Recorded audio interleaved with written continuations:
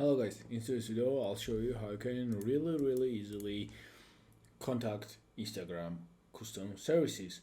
So first of all, what you need to do is open your Instagram, and it's really easy.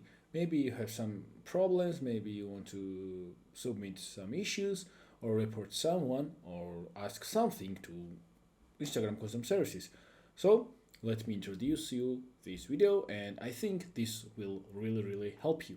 So what you need to do, go here and it says report a problem.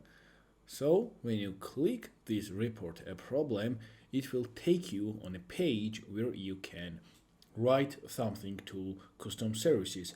It's maybe some issue or something, as I said already, and you can upload your photos or screenshots to improve your point. So let's write down this: my feed won't refresh. Let's click next.